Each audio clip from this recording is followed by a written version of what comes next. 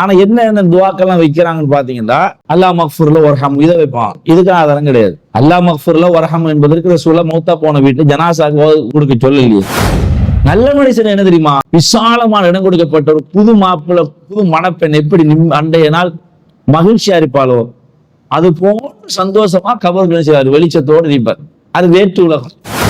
அங்க அந்த புள்ளையோட யோசனை, இந்த புள்ளையோட யோசனை, அந்த தாத்தாவோட யோசனை, இந்த தாத்தாவோட யோசனை, அதெல்லாம் நீக்காது. எல்லாம் இந்த உலகத்துல மனநல சக்தி இல்லாத அறிவிக்கிற செய்தியை பொறுத்த வரைக்கும் என்ன அர்த்தம், சூழ் ஹிஃபல் சொல்லுவான். சூழ் ஹிஃபல் வந்தா கொண்டு அறிவிச்சுடாரு. ஞாபக சக்தி மறந்து போயிட்டார் தானே. ஒன்று செய்தியை கேட்டாருந்தா கேட்டமே அறிவிக்க மாட்டார், மறந்து வேறமா அறிவிச்சுறார். இப்படியான அறிவிப்பாளர் கொண்டு அறிவிக்கப்படுற செய்தியெல்லாம் ஏற்றுக்கொள்ள மாட்டான் ஹதீஸ் கலையில். அந்த மாதிரி நபர்களை கொண்டு அறிவிக்கப்படுற செய்தி தான் இந்த செய்தி. ஏன்னா இது பலவீனமான செய்தி என்பதை புரிந்து கொள்ள வேண்டும். அப்ப என்ன அர்த்தம், எப்படி புரியுது? அதுக்கு பிறகு நீங்க கவுண்ட் எப்போ அதுல இருந்து கவுண்ட் பண்ண போறீங்க. எப்ப நீங்க தண்ணி ஊற்றி ஸ்டார்ட் பண்ணிட்டீங்களோ அப்பவே நீங்க கவுண்ட் பண்ணிடணும். ஒற்றைப்படை தான் கவுண்ட் பண்ணணும். அல்ஹம்துலில்லாஹ் நஹ்மதுஹு வ நஸ்தஈனுஹு வ நஸ்தக்ஃபிருஹு வ நஊது பில்லாஹி மின் ஷுரூரி அன்ஃபுஸினா வ ஸய்யிஆத்தி அஅமாலினா மன் யஹ்திஹில்லாஹு ஃபலா முضل லஹு வ மன் யுضلل ஃபலா ஹாதிய லஹு வ அஷ்ஹது அன் லா இலாஹ இல்லல்லாஹ் வஹ்தஹு லா ஷரீக லஹு வ அஷ்ஹது அன்ன முஹம்மதன் அப்துஹு வ ரசூலுஹு. அன்புக்குரிய இஸ்லாமிய சகோதரிகளே, புனிதமிகு ரமலான் மாதத்திலே தொடர்ந்தும் நாம் பெண்களுக்கான சட்டதிட்டங்கள் என்ற தலைப்பில் அறிந்து வருகிறோம். அந்த வகையில இன்றும் நாம் ஜனாசா குளிப்பாட்டுதல் சம்பந்தமாகவும் கஃனிடுதல் சம்பந்தமாகவும் ஜனாசா வீட்டிலே நடைமுறைப்படுத்துகிற சில அம்சங்கள் சம்பந்தமாகவும் இன்றைக்கு நாம் அறிந்து கொள்கிறோம். ஜனாசாவுடைய நிகழ்வு அனைத்துமே ஆண்களை போன்று பெண்களுக்கு உரியதுதான். அது எதுல விதிவிலக்காகிறது என்பதெல்லாம் நம்ம சேர்த்து செய்யலாம், அறிந்து கொள்ளலாம். அதுல முதலாவது, நம்ம குடும்பத்துல யாராவது மறைஞ்சிட்டார் அல்லது அண்டை வீட்டார் மரணிச்சிட்டார்ன்றா பெண்கள் நாம் எப்படி கடைபிடிக்கணும். உதாரணத்துக்கு நீங்க உங்களோட வீட்டுல உங்களுடைய மாமி மூத்தாயிட்டான், இல்ல பக்கத்து வீட்டுக்காரி பெண் மூத்தாயிட்டான்.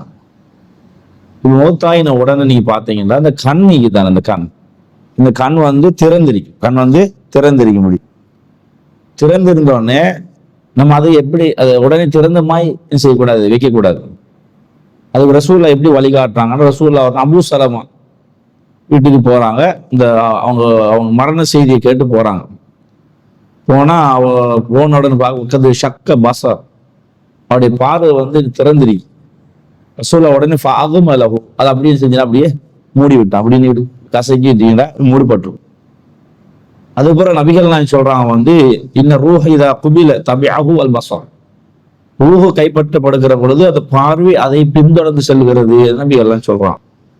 அப்ப எனவே அதனாலதான் திறந்து கொண்டிருக்கிறது என்ற காரணத்தை சொல்றான். அப்ப உங்களோட வீட்டுல யாரு மௌத்தா போனாலும் கண் திறந்த நிலையில் தான் இருக்கும். அப்ப நாம அறிந்து கொள்ள வேண்டிய பாடம் என்ன, முதலாவது செய்ய வேண்டிய வேலை அதை மூடிட்டுரும். ஏன்னா அது விகாரமான தோற்றமா இருக்கு. நீங்க கண்ணை திறந்து கொண்டு பாத்தீங்கன்னா ஒரு விகாரமான தோற்றமா இருக்கு. அப்ப ரசூலா என்ன செஞ்சிட்டாங்க, நீங்க அந்த மாதிரி தோற்றமா வைத்திருக்க கூடாது, அதை நீ கசைக்கு மூடிவிடுங்க என்று நபிகள் சொல்ல. இந்த செய்தி முஸ்லிம்ல 2169 இலக்கமா பதிவு செய்யப்பட்டிருக்கிறது. இது நம்ம செய்ய வேண்டிய ஒரு பகுதி. இன்னொரு பகுதி ஜனாசா வீட்டுல நம்ம எப்போதுமே நல்லதுதான் பேசணும். மௌத்தா போனவருக்கு நிறைய தவறு தப்பு இருந்து இந்த பொம்பளையா அவ கெட்ட பொம்பளை, அவ அங்க அநியாயம் பண்ணா இங்க அநியாயம் பண்ணினா, அவ கடன் கொடுக்கணும் இவ கடன் கொடுக்கணும், அவ இப்போ மௌத்தா போனது நல்லதுதான், இப்படி எதுவுமே பேசிடக்கூடாது. மௌத்தா போன வீட்டு நம்ம ரசூல சொல்றாங்க, லா ததுவு அலா அன்ஃபுசிக்கும் இல்லா பிகைர், நீ அங்க போனீங்கன்னா நலவை தவிர வேற எதையும் பேசக்கூடாது. நலவுதான் பேசணும். அவர்கிட்ட நல்லது இருக்குமே. எத்தனைதான் கெட்ட பெண்களா இருந்தாலும் கூட நலவுகள் இருக்கு. அந்த நலவை சொல்லி அந்த இடத்துல பேசணும். ஏன் தெரியுமா, அவன் குடும்பத்துல அவங்களோட உற்றார் உறவினர்கள் இருப்பாங்க. இப்ப நீங்க பேசுகிற போல அவனோட காதுல எட்டிடும். ஏற்கனவே மரணிச்ச கவலை இருப்பான். அது வேற பாருங்க எப்படிலாம் பேசிக்க. மையத்தி வீட்டுல என்னென்னு பேசுறாங்க பாருங்க. இந்த தவறா பேசிட்டு இருக்கிறாங்க, கொஞ்சம் கூட கவலையெல்லாம் பேசிட்டு இருக்கிறாங்க என்ற மாதிரி சொல்லிடுவான். அதுக்கு தான் ரசூல் சொல்றாங்க, ஒரு மையத்து வீட்டுக்கு போனீங்கன்னா அங்க வந்து நீங்க நல்லதை பேசுங்க, நீங்க வந்து தீயதை எதுவும் பேச வேணாம். ஏன்டா ஃபைனல் மலாய்க்கத்தை அம்மினூன அலாமா தப்போலோன், நீங்க சொல்லுகிற ஒவ்வொரு விடயத்துக்கும் மலக்கு ஆமி சொல்லிட்டீங்க. இவரு நாசமா போயிட்டாரு, அப்படி போயிட்டாரு, இப்படி போயிட்டாரு, ஏதாவது சொல்லுவோம் இல்லையா, அந்த மாதிரி வார்த்தைகளுக்கு எல்லாமே மலக்கு ஆமி சொல்லி கொண்டிருக்கிறாரு. கவனமாக நீங்க வந்து அளந்து பேசுங்க, நீங்க வந்து கண்டுகின்றதெல்லாம் பேச வேணாம் என்று நபிகள் நாயகம் சொல்றாங்க. இந்த செய்தி இது முஸ்லீம்ல வருகிறது. ஏற்கனவே சொல்ல இலக்கத்துல தான் அது பதிவு செய்யப்பட்டிருக்கிறது. அப்ப நாம ஜனாசா வீட்டுல செய்ய வேண்டிய இன்னொரு பகுதி என்ன தெரியுமா, நாங்க வந்து நலவு பேசுறது. அடுத்தது எல்லாருமே ஜனாசா வீட்டுல ஒரு அந்த மையத்தை வச்சிருவோம். மையத்தை வச்சுட்டு பிரார்த்தனை யாருக்கும் தெரியாது, யாரும் பிரார்த்தனை தெரியல. சும்மா எல்லாரும் எதுக்கு வார, நான் வந்து மையத்தை பார்க்க போறேன்னு வாரது, சும்மா முகத்தை பார்த்துட்டு அப்படி செஞ்சிருவாங்க, வந்துடுவாங்க. வந்து சில இடங்களை பார்த்தீங்கன்னா நவசரமா அப்படியே வளைச்சி இந்த லைன் வச்சிருப்பான், சும்மா ஒரு சுத்துறது அப்படியே வந்துடுது. ஜனாசா நம்ம எதுக்கு போகணும், என்னது போகணும்னு தெரியல, சும்மா பார்க்க போறாங்க. ஜனாசா போகிற பொழுது ரசூல்லா வந்து அழகிய சில பிரார்த்தனைகள் கற்றுத்தரான். அந்த பிரார்த்தனைகளை நம்ம ஓதணும், நல்ல அர்த்தமுள்ள பிரார்த்தனை. அதுல ரெண்டு வழிமுறை கையாளலாம். ஒன்று நாம பாடம் பண்ண ஓதுறது, அல்லது ஜனாசா குடும்பத்தாரிக்கு, அந்த குடும்பத்தார் அவங்க என்ன செய்யலாம்னு கேட்டா ஒரு அந்த துவாவை பிரிண்ட் பண்ணி ஜனாசா இடத்துல வச்சாலும் கூட பார்த்து ஓதி கொள்வாங்க. ரெண்டு வேலை செய்யலாம். பார்த்து ஓதுறது தப்பு இல்லையே, பார்க்க மட்டும் ஓதுறது மட்டும் கிடையாது. அப்ப எனவே அது ஆனா என்ன துவாக்கெல்லாம் வைக்கிறாங்கன்னு பாத்தீங்கன்னா அல்லாஹ் மக்ஃபுர்ல வர்ஹம் இதை வைப்பான். இதுக்கான ஆதாரம் கிடையாது. அல்லாஹ் மக்ஃபுர்ல வர்ஹம் என்பதற்கு ரசூலுல்லாஹ் மௌத்தா போன வீட்டு ஜனாசாக்கு கொடுக்க சொல்லலையே. அதை என்ன செய்யலான்னு கேட்டா அதை ஒற்று இடங்களை பார்க்க நிறைய பேர் அந்த துவா மட்டும் தான் பாடம் அறிக்கிறான். ஆனா நபிகள் நாயகம் ஸல்லல்லாஹு அலைஹி வஸல்லம் என்ன துவா கற்றுத்தாராங்கண்டா, அபூ சலமா வீட்டுக்கு தான் ரசூலுல்லாஹ் போறாங்க இல்லையா, அந்த வீட்டுக்கு போனா அவர் மூத்தாயிட்டார், மூத்த போன செய்தி கேட்டு போறாங்க. அவருக்கு ரசூலுல்லாஹ் துவா கேட்கிறான், அல்லாஹ் மக்ஃபிர் லி அபீ சலமா, அபூ சலமாவுடைய பாவத்தை மன்னிப்பாயாக, வர்ஃபா தரஜதஹு ஃபில் மஹ்தியீன், நேர்வழி பெற்றோர் சேர்த்து ஒரு அந்தஸ்துகளை உயர்த்துவாயாக, வஹ்லுஃபு ஃபி அக்பிஹி ஃபில் காபிரீன், அவர் விட்டு சென்றவர்களுக்கு பொறுப்பாளரை ஏற்படுத்துவாயாக, வக்ஃபிர் லனா வலஹு யா ரப்பல் ஆலமீன், எங்களுடைய அவருடைய பாவத்தை மன்னிப்பாயாக, வஃப்ஸஹ் லஹு ஃபி கப்ரிஹி வனவ்விர் லஹு ஃபீஹி, அவருடைய கபரை விசாலப்படுத்துவாயாக, அவர் கபருக்கு வெளிச்சத்தை கொடுப்பாயாக. எவ்வளவு அர்த்தமுள்ள துவா பாருங்க. என்ன கேட்கிறோம், அவரோட அந்தஸ்தை உயர்த்த சொல்லி கேட்கிறோம். அவங்க விட்டு சென்றவர்களுக்கு யார நீ பொறுப்பாளர் ஆகிவிடுன்னு சொல்றோம். மீண்டும் எங்களுடைய பாவத்தை அவருடைய பாவத்தை மன்னிப்பு சொல்லி கேட்கிறோம். கபரை விசாலப்படுத்த சொல்லி கேட்கிறோம். கபருக்கு வெளிச்சத்தை கொடுக்க சொல்லி கேட்கிறோம். இவை அனைத்துமே வந்து ஒரு மனிதன் கேட்க வேண்டிய அம்சம். ஏன்னா கபருடைய வாழ்க்கையில வந்து விசாலமான இடம் கிடைக்கும். நபிகள் நாயகம் சொல்றாங்க வந்து உங்களுக்கு தெரியும் வந்து ஒரு நபித்தோழர் மரணிக்கிற சாத் சொல்லக்கூடிய நபித்தோழர் மரணிச்சு, அவர் சாதாரண ஆள் கிடையாது. இவருடைய மரண சம்பவத்தை கேட்டு அல்லாஹ்வுடைய அரசே மெய்சிலித்து போன அளவுக்கு சிறப்பான மனிதன். ஆனா அந்த ஜனாசா சுமந்து கொண்டு அடக்கம் செய்கிற பொழுது கபர் ஒரு நெருக்கம் நெருக்குது. சுவர்க்கவாதி நன்மானை கூறப்பட்டது, கபர் நெருக்கம் இருக்குது. அவர் ரசூலுல்லாஹ் மையவாடியில் இருந்து கொண்டு நினைச்சாங்க. அந்த வளமைக்கு மாற்றமாக அல்லாஹ் அக்பர் சுப்ஹானல்லாஹ் அல்ஹம்துலில்லாஹ் வார்த்தை உச்சரிக்கிறான். பிறகு சஹாபாக்கள் கேட்கிறான், என்ன தெரியுமா, ஏன் இந்த மாதிரி வார்த்தையை உச்சரித்தீங்க? இல்ல, கபருடைய வாழ்க்கையில எல்லாருக்குமே ஒரு நெருக்கம் இருக்கு. நெருக்கம் ஒன்று இல்லாம இருக்குமாக இருந்தால் அது சாது தான் இருக்காம இருக்கும். அப்படிப்பட்ட சிறப்பான ஒரு மனிதர். அவர் நெருக்கம் வந்துட்டு பிறகு என்ன செய்யும், நல்ல மனிதனா இருந்தா விசாலமான இடம் கொடுக்கும், பெரிய இடம் கொடுக்கும். நல்ல மனுஷர்களுக்கு சின்ன நெருக்கம் முடியும், எல்லாருக்கும் ஒரு நெருக்கம் நோமலா இருக்கும். நல்ல மனிதர்களுக்கு விசாலமான இடம் கொடுத்து நெருக்கம் இல்லாம போயிடும். கெட்ட மனிதனா இருந்தா நெருக்கம் நெருக்கி கொண்டே இருக்கும், பயங்கரமா இருக்கும். அப்ப அதுக்குத்தான் நம்ம அடிக்கடி என்ன செய்யணும், பிரார்த்தனை செய்யறோம். இவர் கொண்டு போய் இது வைக்கிற அந்த கபரை வந்து விசாலமான இடம் கொடுத்துரு. அல்ல மட்டுமல்ல, அந்த கபருக்கு வெளிச்சத்தை கொடுத்து கேட்கிறோம். அப்ப நல்லடியார்களுடைய அந்த மரணம் கபர்ல கொண்டு வைத்த பொழுது அந்த கபர் வெளிச்சமா வரைக்கும் விசாலமா இருக்கும். கெட்டடியாருடைய அந்த மரணம் அந்த கபர் இறுக்கமாகவும் இருக்கும், இருட்டாகவும் இருக்கும், நெருக்கமாகவும் இருக்கும். நல்லா காப்பாற்றும். அது கொஞ்ச நாள் வாழ்க்கையிலேயே உலகத்துல கஷ்டங்கள் நஷ்டங்கள் வாடுறதெல்லாம் கொஞ்ச கால வாழ்க்கை தான் முடிஞ்சிடாது. எங்களோட மரண வரைக்கும் தான் எல்லாமே இருக்கும். எவ்வளவு காலம் வாழ போறோம்? மேக்சிமம் ஒரு 50 வருஷம் 60 வருஷம். எங்களோட இளமை பருவத்தை தாண்டி பார்த்தோம்னா 20 வயசை தாண்டி பார்த்துட்டோம்னா அங்கே 100 வயசு வாழ்றாங்க, 80 வருஷம் வாழ போறோம். ஆனா அந்த 80 வருஷமும் தொடர்ந்தேச்சியான பிரச்சனை இல்லை. கவலை இருக்கும், சந்தோஷம் இருக்கும், பசி இருக்கும், பட்டணி இருக்கும், நல்ல மகிழ்ச்சியா சாப்பிட்றது இருக்கும், எல்லாம் இருக்கும், கலந்து இருக்கும், நோய் இருக்கும், நோய் இல்லாம இருக்கும். ஆனா அங்க ரெண்டு ஆப்ஷன் தான். ஒன்று நலவுள்ள மனிதன் நலவா இருந்து கொண்டே இருப்பான், கெடுதி உள்ள மனிதன் கெடுதியா இருந்து கொண்டே இருப்பான். கபரு நெருக்கமா இருக்குமாண்டால் நெருக்கம் குறையாது, நெருக்கமாக இருந்து கொண்டே இருக்கும். அங்க அடி வாங்கி கொண்டே இருப்பான். எது வரைக்கும் அடி வாங்கிட்டு இருப்பான்? கியாமத்து நாள் வரைக்கும் அடி வாங்கிட்டு இருப்பான். அப்ப விடுதலை கெட்ட மனுஷனுக்கு. நல்ல மனுஷன் என்ன தெரியுமா? விசாலமான இடம் கொடுக்கப்பட்ட ஒரு புது மாப்பிள்ள, புது மணப்பெண் எப்படி அண்டைய நாள் மகிழ்ச்சியா இருப்பாளோ அது போன்ற சந்தோஷமா கபர்கள் செய்வார், வெளிச்சத்தோடு இருப்பார். அது வேற்று உலகம். அங்க அந்த புள்ளையுடைய யோசனை, இந்த புள்ளையுடைய யோசனை, அந்த தாத்தாவுடைய யோசனை, இந்த தாத்தாவுடைய யோசனை, அதெல்லாம் நீக்காது. எல்லாம் இந்த உலகத்துலாம். நம்ம நம்மளோட வீட்டுல யாராவது ஒருத்தருக்கு காய்ச்சல் வந்தா அது கவலைப்படுவோம். அல்லது கிட்னி ஃபெயிலியர் ஆயிட்டா என் குடும்பத்துல யாராவது அதை நினைச்சு கவலைப்படுவோம். அல்லது நம்மளோட மகளை கரை சேர்க்கணும், ஒரு நல்ல மாப்பிள்ளைய ஒன்று எங்களுக்கு கிடைக்கணும், அதை நினைச்சு கவலை துவா செய்வோம். நல்ல மாப்பிள்ளை அம்புட்டணும், பொருத்தமான மாப்பிள்ளை அம்புட்டணும், அது ஒரு கவலை இருக்கும். அப்ப இப்படி பலதரப்பட்ட கவலைகளோட இந்த உலகத்துல வாழும். கபருடைய வாழ்க்கையில அப்படி இருக்காது. அங்க மகிழ்ச்சியா, மகிழ்ச்சியக்கு தடையா இருக்கிற இன்னொரு கவலை வந்துட்டு போவாது.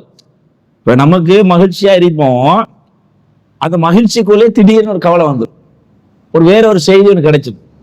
அப்ப என்ன செய்யணும்? அந்த மகிழ்ச்சியை தடையாக இன்னொரு கவலை குறுக்கிட்டு போக்கல, மகிழ்ச்சியை இழந்துரும்.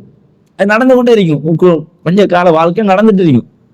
ஆனா கபருடைய வாழ்க்கையில மகிழ்ச்சி என்பது குறுக்காக இடையில யாராவது ஒருத்தர் அந்த பிள்ளையோட பிரச்சனை, அந்த பிரச்சனை சொல்லி திருப்பி கவலைப்பட மாட்டோம். மகிழ்ச்சி அது வேறு எங்களுக்கு அல்ல அப்படிதான் வச்சுக்கலாம். அதனாலதான் அந்த ஜனாசா என்ன செய்ய மாட்டேங்க, அவசரமா என்ன கொண்டு போங்கன்னு ஏன் சொல்லுது? நல்ல ஜனாசா இருந்தா அவசரமா கொண்டு போங்கட்டா அங்க இதை விட மகிழ்ச்சி, இதை விட மட்டும் இல்லாம மகிழ்ச்சியால வச்சிருக்கிறான். கொஞ்ச நாள் வாழ்க்கையாது. ஒருத்தனுக்கு 1000 வருஷ வாழ்க்கை கூட இருக்கலாம். ரசூலா காலத்துல மோத்தா போனாக்கள் இது வரைக்கும் எத்தனை வருஷம் வாழ்ந்து கபருடைய வாழ்க்கை 1400 வருஷம் தாண்டி. ரசூலா காலம் வேண்டா அதுக்கு ஆதம் அலைஹிஸ்ஸலாம் இது ஒரு எத்தனோ 20 வருஷம் கபர் கழிக்கணும். அப்ப அவன் சிறந்த மனிதனா இருந்தா மகிழ்ச்சியா. உதாரணத்துக்கு ஒரு இடத்துல எவ்வளவு நாளைக்கு இருக்குது, ஒரு இடத்துல ஒரு மகிழ்ச்சி இருந்தாலும் கூட ஒரு இடம் தொடர்ந்து இருக்க மாட்டோம், தொடர்ந்து இருக்கல. இப்ப நீங்க கணவன் மனைவியே வாழ்றீங்க, வாழும்போது கணவன் வீட்டுல இருந்தாலும் தொடர்ந்து வருஷ கணக்கு இருந்தாலும் கூட அலுப்படிச்சு போயிடும். இல்ல எங்க வீட்டுக்கு போயிட்டு வந்துடும், அங்க போய் கொஞ்ச நாளைக்கு இருப்போம். அப்ப இங்க எல்லாம் சந்தோஷமா தான் இருப்போம். ஆனாலும் கூட மனசு என்ன செய்ய கிடைக்கும், அம்மா வீட்டுக்கு போயிட்டு அங்கேயும் கொஞ்சம் இருப்போம், அதான் குடும்பத்தை அறிவிக்கிறாங்க அப்படி மனசு சொல்லும். ஒரே இடத்துல பல மாச கணக்கு வருஷ கணக்கு இருக்க மாட்டோம். இதுல 1000 வருஷம் 10,000 வருஷம் இருக்கிறாங்க.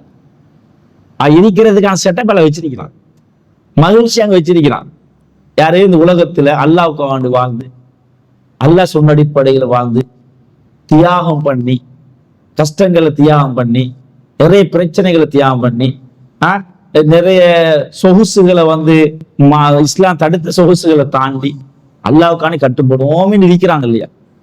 இவங்களுக்கு அல்லாஹ் அங்க கொண்டு வச்ச உடனே அவரு புது மாப்பிள்ளை என்பது நம்ம உலகத்துல புது மாப்பிள்ளை என்பது 1 நாள் 2 நாள் 10 நாள் அப்படி ஒரு மகிழ்ச்சி இருக்கு. பழையபடி கொஞ்ச நாள் போக்கல எல்லாம் முடிஞ்சிடும், எல்லாமே பழையபடி வந்துடும், பிரச்சனைகள் எல்லாம் திருப்பி ஸ்டாப் பண்ணிடும். ஆனா அங்க அப்படி இல்லை. அங்க 1000 வருஷம் ஒருத்தன் வாழ்ந்துட்டான், இன்றைக்கும் புது மாப்பிள்ளை தான்.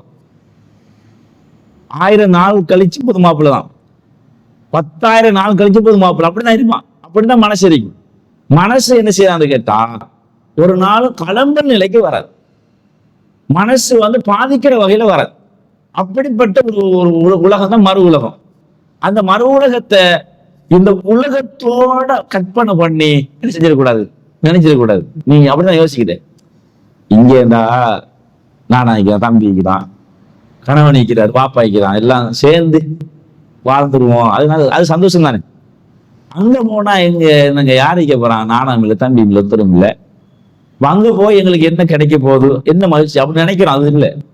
இந்த உலகத்துல நானா தம்பி உறவை தந்த மகிழ்ச்சி தான் அல்ல. அது வேறொரு மகிழ்ச்சி தரக்கூடிய அல்லாஹ்க்கு முடியுமே. அல்லாஹ்க்கு மகிழ்ச்சிகளை எப்படி செட்டப் பண்ணல, எப்படி மாத்தணும் அல்லாஹ்க்கு தெரியும். அந்த வகையில் அல்லாஹ் என்ன செய்யும். அப்ப நம்ம என்ன செய்யணும், அதுக்கு கபருடைய வாழ்க்கைக்காக நம்ம எல்லாரும் பிரார்த்தனை செய்யணும். அப்ப உங்களோட வீட்டுல யாரா மௌத்தா போனா நம்ம துவா செய்யறோமா? சும்மா எல்லாரும் போய் இது பார்த்தான்னு வார், சும்மா பார்த்துட்டு வார். ரசூலை கட்டுது அழகான துவா இருக்கிறது. இது முஸ்லீம்ல துவா பதிவு செய்யப்பட்டிருக்கிறது. 1528 செய்தியாக பதிவு செய்யப்பட்டிருக்கிறது. அப்ப இந்த துவாவை இன்ஷா அல்லாஹ் நீங்க வந்து உங்களோட வாட்ஸ்அப் இலக்கங்களுக்கு வந்து எங்களோட பொறுப்பாளர் அவருக்கான துவா அனுப்பிடுவோம். அவர் கூட உங்களுக்கு அந்த துவா கிடைக்கிற மாதிரி நம்ம செய்வோம், ஏற்பாடு செஞ்சு தருவோம். அதை நீங்க வீட்டுல பாடமாக்கலாம், அல்லது நீ அதை பிரிண்ட் பண்ணி வீட்டுல ஒட்டி வைக்கலாம். அது வீட்டுல ஒட்டி வச்சீங்கன்னா நீங்க என்ன நடக்கும்னு கேட்டா அடிக்கடி அதை வந்து என்ன செய்யலாம், பார்வையிடும் போதே தொடர்ந்து 2 தரம் 3 தரம் வாசிக்க மனப்பாடம் ஆயிரும். அது காலப்போக்கில வந்து சில நேரங்களில் மௌத்தா போன இடத்துல கொண்டு வந்து வச்சுட்டோம்னா இன்னும் லேசா பார்த்து வாசிக்கலாம். அந்த நிலையை உருவாக்குறதுக்கு தான் இன்ஷா அல்லாஹ் அதுக்கான ஏற்பாடு செஞ்சு உங்களுக்கு செஞ்சு தந்துடும். இது வந்து அப்ப இது என்ன, ஜனாசா வீட்டுல உங்களோட வீடா இருக்கலாம், உங்களோட வெளி வீடா இருக்கலாம், உங்க பக்கத்து வீடா இருக்கலாம். அப்ப நீங்க போனா இதுக்கு பிறகு என்ன செய்யக்கூடாது, நீங்க துவா ஓதிட்டு வரணும். அந்த துவா திரும்ப ஞாபகப்படுத்தணும். பாருங்க, அல்லாஹ் மக்ஃபிர் லி அபி சலமா வார இடத்துல யார் மௌத்தாப்பா அவங்களோட பேர் சேர்க்கணும். ஃபாத்திமா மௌத்தா போயிடும், அல்லாஹ் மக்ஃபிர் லி ஃபாத்திமான்னு சேர்க்கணும். லி ஃபாத்திமா வர்ஃபா தரஜதஹு ஃபில் மஹ்தியீன் வஹ்லுஃபுஹு ஃபி அக்பிஹி ஃபில் காபிரீன் வக்ஃபிர் லனா வலஹு யா ரப்பல் ஆலமீன் வஃப்ஸஹ் லஹு ஃபி கப்ரிஹி வனவ்விர் லஹு ஃபீஹி. இது ஜனாசாவுக்கு கொண்டு ஓதுற பிரார்த்தனை, பார்க்கிற போல ஒரு துவா பிரார்த்தனை. அப்ப இந்த பிரார்த்தனை என்ன செய்யணும்னாங்க, மனப்பாடம் செய்யுங்க, அல்லது வந்து பார்த்து ஓதுறதுக்கு நம்ம என்ன செய்ய முயற்சிக்க வேண்டும் என்று பார்க்க. சரி, அடுத்தது இப்ப அந்த ஜனாசாவை நம்ம வீட்டுல வைக்கிற பொழுது நிறைய பேர் பார்க்க வருவாங்க, இப்படித்தானே பார்க்க வருவாங்க. அப்ப நீங்க வந்து முழுமையாக போத்தி வைக்கணும். வருகிற பொழுது அவங்களுக்கு என்ன செய்யணும், திறந்து காட்டி அவன் பார்த்துட்டு போவான். இதுக்கு ஆதாரம் நீ பாத்தீங்கன்னா நபிகள் நாயகம் ஸல்லல்லாஹு அலைஹி வஸல்லம் அவருடைய ஜனாசாக்களை வந்து மரணிச்ச பொழுது அவங்களுடைய ஜனாசா எப்படி வைக்க, ஹத்தா ஹீன தூஃபிய சுஜ்ஜ பிபுருதி ஹிப்ரா, ரசூலுல்லாஹ்வுடைய அந்த உடம்பு முழுமையாக மூடி வைக்கப்பட்டது என்ற செய்தி புகாரில் 5814 அது செய்யப்படுகிறது. ரசூலோட முத்தோடம். அது மாதிரி வந்து ரசூலா என்ன செய்யறான்னு கேட்டா மௌத்தாயிட்டான். மௌத்தா பிறகு வந்து அபூபக்கர் கேள்விப்பட்டு ஓடி வாரான். ஃபகஷபான் வஜி, முகத்தை என்ன செய்யறான், அப்படி திறந்து என்ன செய்யறான், சும்மா அகப்பா அலை அந்த ரசூலுல்லாஹ்விட்டே விழுறான், போயிட்டு மடியில விழுற மாதிரி அவனோட உடம்புல விழுந்து அப்படி என்ன கையை பிடிச்சு ஃபகப்பலஹு ரசூலா அந்த அபூபக்கர் முத்தமிட்டு சும்மா பக்கா பிறகு அழுகிறான். அப்ப வந்து என்ன, முகம் முழுமையா மூடப்பட்டிருக்கிறது. அபூபக்கர் வந்து என்ன செய்யறான்னு கேட்டா முகத்தை திறந்து அதன் மீது முத்தமிட்டு விட்டு அழுகிறார். அழுது சொல்கிறார், திமுத்தஹையன் மையித்தன், உயிரோடு இருக்கிற பொழுது நறுமணமா இருந்தீர்கள், மரணிச்ச பிறகு நறுமணமா இருக்கிறீர்கள், இந்த வார்த்தையை சொல்கிறார். அப்ப என்ன செய்ய வேணும், மரணித்த ஜனாசாக்களை நம்ம வீட்டுல வைக்கிற பொழுது அதை முழுமையாக நாங்கள் என்ன செய்யணும், மூடி வைக்க வேண்டும். இதே ரசூலுல்லாஹ்க்கு நடந்த பின்னுக்கு நடந்த சம்பவம். ஆனா ரசூலுல்லாஹ் இருக்கிற பொழுது அங்கீகாரம் வழங்குகிற வகையில் நடந்த சம்பவம் சொன்ன பாருங்க. இதை நான் ஏற்கனவே சொன்ன முத்தமிட்ட செய்தி வந்து அபூபக்கர் ரசூலுல்லாஹ்க்கு முத்தமிட்ட செய்தி 1242 இலக்கமாக புகார்ல இருக்குது. சரி, அது மாதிரி பாருங்க, ஜாபிர் அலியுடைய தந்தை மரணிச்சுட்டான். ஒரு யுத்த காலத்துல கடுமையான முறையில போராடி ஷஹீதாக்கப்படுறார். ஆனா அவர் கடுமையாக உடம்பெல்லாம் பல வெட்டுக்காயங்களோட தான் செய்யறாரு. உடம்பே மதிக்க முடியாத அளவுக்கு அவர் வந்து காயப்பட்டு ஷஹீதாக்கப்படுறார். இப்ப வந்து அவங்களோட மகன் என்ன செய்யறாருன்னு கேட்டா, அந்த அந்த ஜனாசா வந்து முழுமையா போத்தப்பட்டிருக்கிறது. அவர் வந்து ஆடையை விலக்கி என்னுடைய தந்தையை பார்க்கணும், ஜாபிரேல் சொல்றார், தந்தையை பார்க்கணும். ரசூல் அங்க இருக்கிறார்கள் என்ன செய்யறான்னு கேட்டா தடுக்கிறான். பார்க்காதப்பா, பார்க்க முடியல, பார்க்கிற அளவுக்குள்ள ஜனாசா இல்லை. அவ்வளவு வெட்டு காயம் வேண்டா, இன்னும் பார்க்க அழுதுருவாங்க, அந்த மாதிரி நிலைமை. அப்ப இருக்கிறார்கள் என்ன செய்யறான்னு கேட்டா தடுக்கிறாங்க. ரசூல சொல்றாங்க தடுக்க வேண்டாம், விடுங்க, பார்க்கட்டும் அப்படி சொல்றான். அப்ப அதுல என்ன வருதுன்னு கேட்டா, அவர் முகத்தை விலக்கி நான் அக்ஷிஃபு சௌப அன் வஜி, அதாவது தந்தையுடைய முகத்தை விலக்கி நான் பார்க்க போனேன். பார்த்து நான் அழுது கொண்டிருக்கிற பொழுது இருக்கிறவர்கள் என்ன செய்யறான்னு கேட்டா தடுக்கிறாங்க, பார்க்காம தடுக்கிறாங்க. ரசூல்லா தடுக்க வேணாம்னு சொல்றாங்க. இது புகாரில் 1244 திசை விட்டு. அப்ப ரசூல்லாக்கு முன்னிலையில் கூட ஒரு ஜனாசா முழுமையாக போத்தப்பட்டிருக்கிறது. அப்ப தேவையுள்ளவர்கள் பார்ப்பாங்க, முகத்தை பார்க்கணும், என்ன செய்வாங்க, அதை திறந்து பார்ப்பாங்க. அப்ப அதை நாம என்ன செய்யணும், வீட்டுல நம்ம ஜனாசாக்களை திறந்த மேனியா வச்சிடாம முழுமையாக அதை மூடி வைக்க வேண்டும் என்ற அடிப்படை புரிவதற்கு ஆனா இந்த ஆதாரம். அடுத்தது பாத்தீங்கன்னா இப்ப ஜனாசா எப்படி வைக்கிறது? இப்ப நம்ம தொழுவரமா கிபிலா நோக்கி வைக்கிறதா, திசையில நோக்கி ஜனாசா வீட்டுக்குள்ள வைக்கிறது? இப்ப குளிப்பாட்டுகிற பொழுது ஜனாசா எப்படி வச்சு குளிப்பாட்டுறது? அதுக்கு சில பலவீனமான செய்திகள் எப்படி வரும்னு கேட்டா, இந்த கிபிலா திசையை நோக்கி உயிருள்ளவர்களுக்கு எப்படி கிபிலாவோ மரணிச்சவர்களுக்கும் அது மாதிரி கிபிலான்னு சில செய்திகள் வரும். அது அபூதாவுதுல, ஹாக்கிம்ல, அது பைஹக்கில, இது மாதிரி சில செய்திகள் வரும். இந்த செய்திகள்லாம் பார்த்தீங்கன்னா எப்படி எல்லாமே பலவீனமான செய்தி. இது அபூதாவுதுல வார செய்தியில பாத்தீங்கன்னா அப்துல் ஹமீது பின் சினானுத்து வாரார். அவர் யாருன்னு கேட்டா மஜ்ஹூல் அட்ரஸ் இல்லாதவர். அவர் யாரு, எங்க பிறந்தாரு, அவர் டீட்டெயில் என்ன, எந்த தகவலும் கிடையாது. அப்ப ஒரு அறிவிப்பாளர் பத்தி ஒரு தகவல் இருக்கணும், ஒரு நல்லவரா கெட்டவரா இருக்கணும். அப்ப எதுவுமே இல்லை, அவரை பத்தி எந்த தகவலுமே இல்லாட்டி அது பலவீனமான செய்தி. எனவே பலவீனமான செய்திகளை கொண்டு என்ன செய்யப்படுது, நீ உயிரோட உள்ளவர்களுக்கும் எது கிபிலாவோ மரணிச்சவர்களுக்கும் அதுதான் கிபிலா என்ற ஒரு செய்தி வருகிறது. அப்ப இது பலவீனமான செய்தி என்பதை புரிய வேண்டும். அது போன்று பைஹக்கில ஒரு செய்தி வருது, இதே மாதிரி ஒரு செய்தி வருது. அதுவும் ஐயூப் பின் உத்துபா என்ற ஒருத்தர் வராரு. அவர் ஞாபக சக்தி குறைஞ்சவர், மனன சக்தி இல்லாதவர். மனன சக்தி இல்லாதவர் அறிவிக்கிற செய்தியை பொறுத்த வரைக்கும் என்ன அர்த்தம், சூல் ஹிஃபல் சொல்லுவான். சூல் ஹிஃபல் கொண்டு அறிவிச்சுறாரு. ஞாபக சக்தி மறந்து போயிட்டார் தானே, ஒன்று செய்தியை கேட்டாருந்தா கேட்டமே அறிவிக்க மாட்டார், மறந்து வேறமா அறிவிச்சுறார். இப்படியான அறிவிப்பாளர் கொண்டு அறிவிக்கப்படுற செய்தியெல்லாம் ஏற்றுக்கொள்ள மாட்டான் ஹதீஸ் கலையில். அந்த மாதிரி நபர்களை கொண்டு அறிவிக்கப்படுற செய்தி தான் இந்த செய்தி. ஏன்னா இது பலவீனமான செய்தி என்பதை புரிந்து கொள்ள வேண்டும். அப்ப என்ன அர்த்தம், எப்படி புரியுறது, எப்படி புரியணும்டா, வீட்டுல நமக்கு அந்த குளிப்பாட்டுவதற்கும் ஆக்கள் பார்ப்பதற்கும் எப்படி வசதி வாய்ப்பு அப்படி வச்சுக்கொள்ளணும். கிபிலா நோக்கி தான் வைக்கணும் பண்ணலாம், வழிமுறை கிடையாது. அப்படி ரசூலா எங்களுக்கு வழிகாட்டவும் இல்லை. இதை நாம தெளிவா புரிந்து கொள்ள வேண்டும். அப்ப வசதிக்கு ஏற்றமா வச்சு கொள்ளுங்க. அடுத்தது இப்ப ஜனாசா பொறுத்த வரைக்கும் எல்லாருமே சொல்றேன், அவசரப்படுதுன்னு சொல்றது. ஜனாசாவை வீட்டுக்குள்ள இருந்தா, உதாரணத்துக்கு வெளியூர்ல இருந்து தெரியுமா, வெளிநாட்டுல இருந்து அவன் உம்மா மூத்த போய்ப்பான், உம்மான மூத்த பார்க்கணும். அவன் வெளியூர்ல இருந்து பார்க்கணும்னு சொல்லுவாங்க. ஒரு நாள் ஆகும் சேர்றதுக்கு. இல்ல அப்படியெல்லாம் பார்க்கறது தரையில்லாது, ஜனாசாவை அவசரம் அடக்கம் செய்யணும்னு சொல்லுவான்.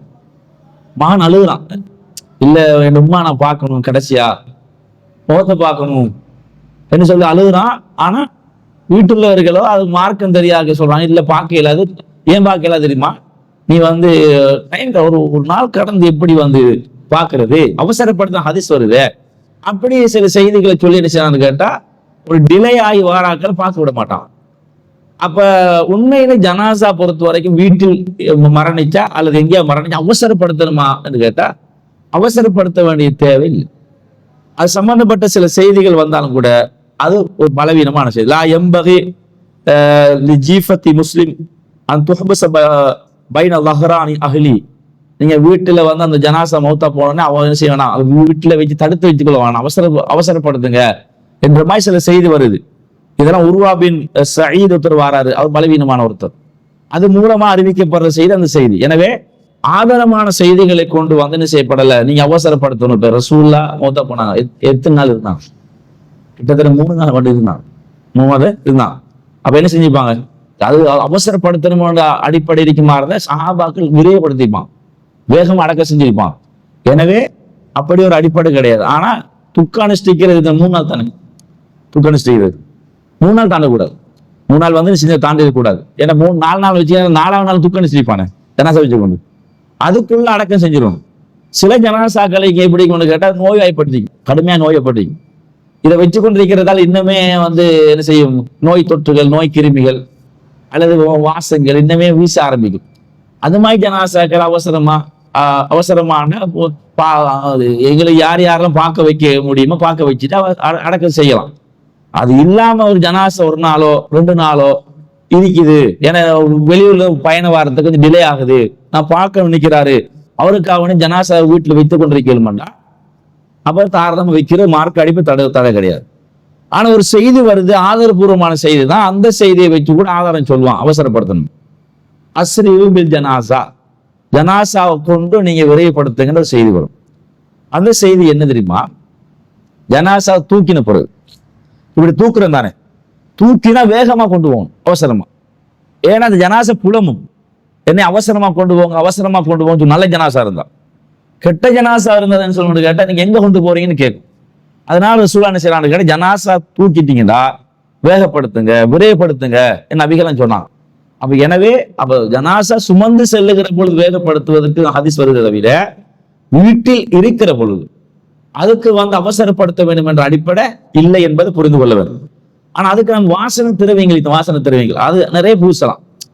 வாசனை திரவி என்னென்ன வாசனை திரவி இதெல்லாம் பூசி கொண்டிருக்கீங்க. ஏன்னா துருவாடை வரக்கூடாது. துருவாடை வந்தா என்ன செய்வான்னு கேட்டா சில என்ன வாசனை வந்துட்டி ஒரு முகத்தை சுழிச்சிட்டு போயிடுவான். அப்ப அதுக்கு நம்ம எந்த அளவு வாசங்களை பூசையிலுமோ அந்த அளவு வாசனை பூசலாம். அது மார்க் அடிப்படை எந்த தடையும் கிடையாது. உதாரணத்துக்கு ஹஜ் செய்ய போறான், உம்ரா போறான், அந்த நிலையில மூத்தா போறாங்க, அவங்களை தான் ரசூல் தடுக்கிறான், வாசனை திரவியம் பூச தேவையில்லை. இஹ்ராம் அணிந்த நிலையில திடீரென்று மூத்தா போயிட்டான், இவங்களுக்கு தான் ரசூல் சொல்றாங்க வாசனை திரவியம் பூசவான குறிப்பிட்டு சொல்றாங்களே தவிர அவங்களை தவிர மற்ற யாருக்குமே ரசூல் தடுக்கல.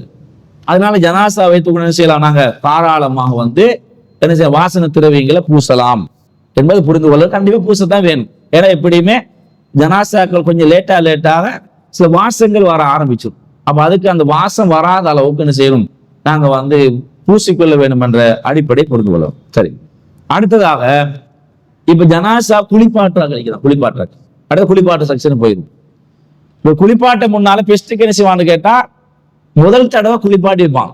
குளிப்பாட்டுன்னா நோம்பலா கழுவி சுத்தப்படுத்திட்டு என்ன செய்வான், முன்னுக்கு வைப்பான்.